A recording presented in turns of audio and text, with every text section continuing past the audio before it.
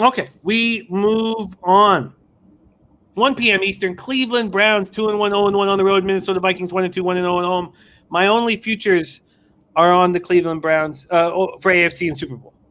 AFC and Super Bowl. I got them to win the division. I got the win total over, and I made a couple other bets, but the only AFC and Super Bowl. And I really like what I'm seeing from this squad. We're at US Bank Stadium in Minneapolis, Minnesota, and damn, did Kirk Cousins look good. Kirk Cousins looked so good. Not only that, but the things that they're saying about Kirk Cousins, how locked in he is right now, I don't. It's been a lifetime since I've saw him quite this locked in, and actually believe that it could continue in the future. Browns, Vikings. Let's take a look at the market here right now. We have the Browns opening up at -1. They're now -2. This total opened up at 52.5, and it's dropping down to 51.5. Bebsie comes off cashing the double up running back props on Hunt and Chubb. Let's see where the cash lies in this spot. We have 5,699 tickets in, 71% of the tickets, 90% of the cash on the Browns. Ooh-wee. 54% of the tickets on the over, 72% of cash on the over, and it is dropped a full point at Pinnacle. Interesting.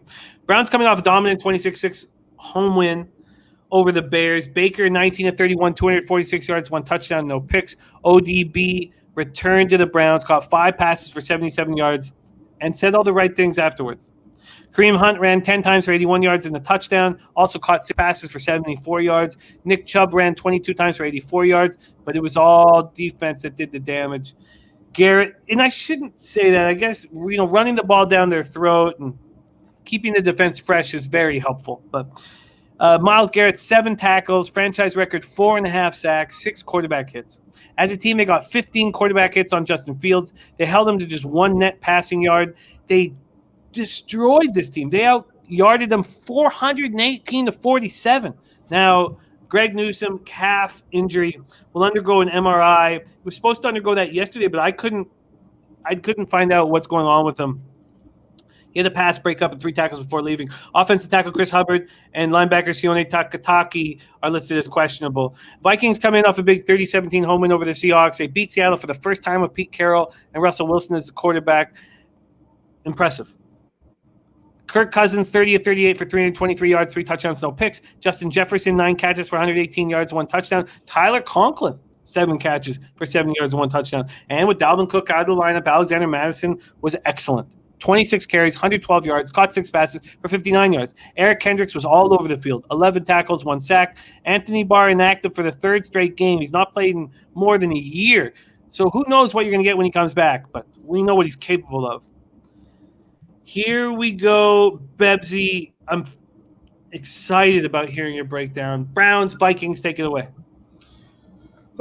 This is another one of those games I was talking about before we got rolling tonight. I'm very excited about, and I'm on the Browns. I talked me out of it, chat, but I think I'm on the Browns first half and full game.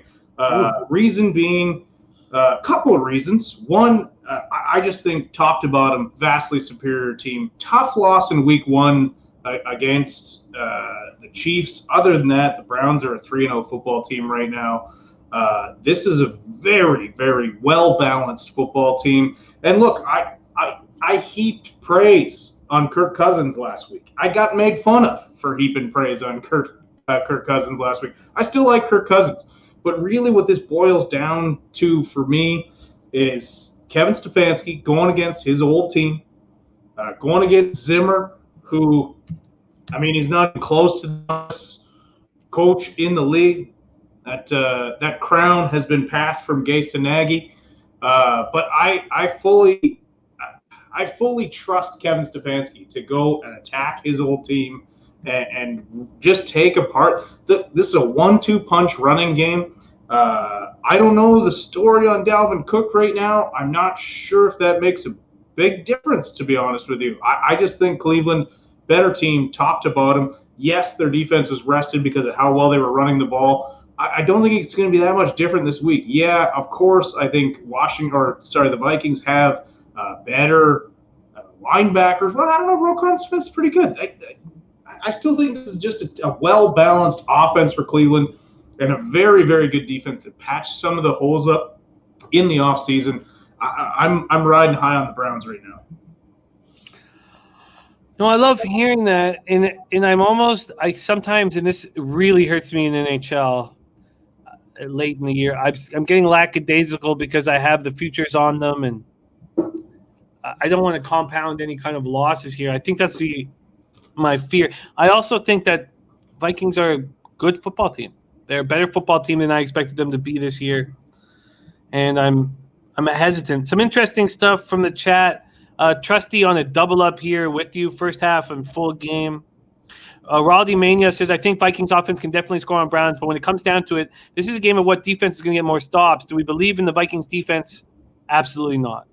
Not Flush on, and that's absolutely not from Raldi, not my answer. Not Flush on says Browns only do what they need to get by. Gerald Jones says could be a shootout. Danzo says Cleveland's been crap for so long, hard to imagine they might be one of the best teams. Not for me. Caveman Bet says Vikings have been struggling against the run, and Chubb, Hunt, Felton will be a bit too much for the Vikes.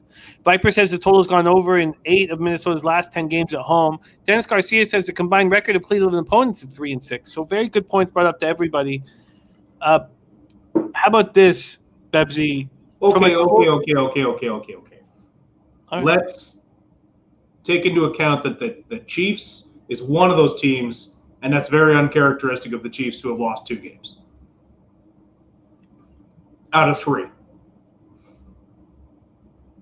So let's not put too much stock into the Browns' opponent's record right now. It's not like the Denver opponent's record, which is a combined 0-9.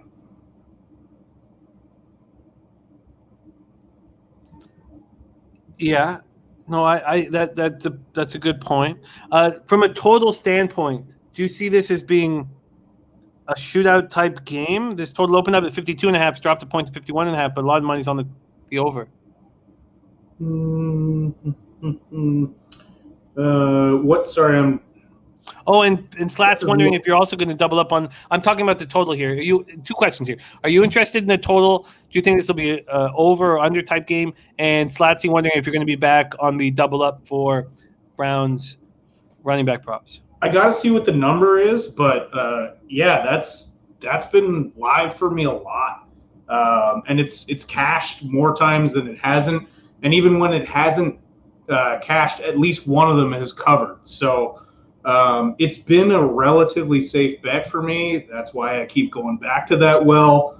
I mean, after last week, the numbers might be juiced a little bit, but I'm gonna have a look at it, and if it's reasonable again, I'm absolutely gonna jump on. We got Robbie Tagaloa, the Samoan Thunder, in the chat. Had the pleasure hitting Santa Anita racetrack with the man. He says I lean the under. Both teams will establish the run. If the Browns win this game, they're the team that I expect them to be. If the Vikings win this game, I'm nervous, and maybe the Browns did just beat up on some weak competition the last couple of games. So let's see what C-Mac says. It might not be easy for Browns, but I want to see them go on the road here and win and cover. I want to too, and I really feel like I don't need to invest any money. If they win this game, all my futures look great, and I have 4 of them. Division, win total, AFC, Super Bowl. So, but I don't want to leave money on the table. So, Bebsie, it's not a long road trip for the Browns here. Like, it's not like they're traveling across the country. This home advantage isn't a huge one in my opinion. Bebsie, is it double up time, or what is your plan here? I'm doing first half full game Brownies. Well, I got full game up here right now. You have a choice between -1.5 at -117 and -2 at -108. I think that. Well, I'll let you make that decision. No. I like to hear your opinion. I would take the -2 and -108. 9 cents is not worth a half point at this number. It's not even close to a key number. So the key is to keep your juice down. So I dig your style, dude. All right, full game -2 at -108, and the first half. Let's go to first half line shopping. This will be interesting because you may have a choice between a money line and a spread here. First half minus a half at minus 110. That's available at Bodog, Heritage, and Sports Interaction. So let's see. So we know that minus a half, minus 110. So let's go to money lines. Let's go to money lines here. Oh, yeah, you have to take that. The lowest is minus 135. So minus a half at minus 110, and that is available at Heritage or Sports Interaction. First half minus a half, minus 110 is at Heritage. All right.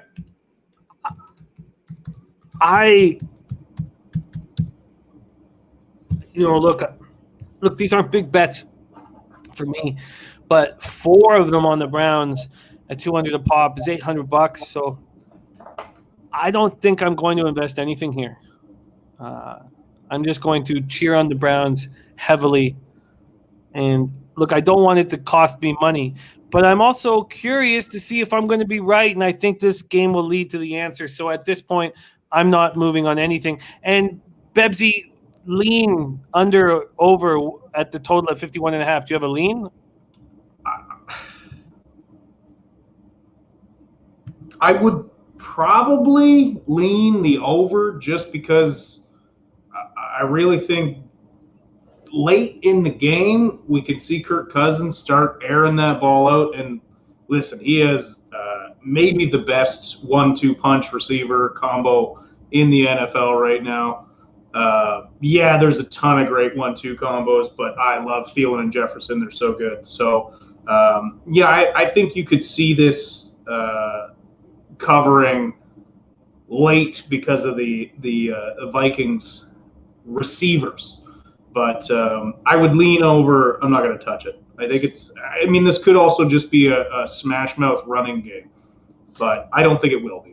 Caveman Bet says over or pass. Crystal Warren says, I don't think these 2 teams' run games slow the game down. Said their yards per run averages are bigger than most. Crystal Warren is on the over. And Dennis Trusty and Bebsie are riding together in this spot. First half, full game, Cleveland Browns.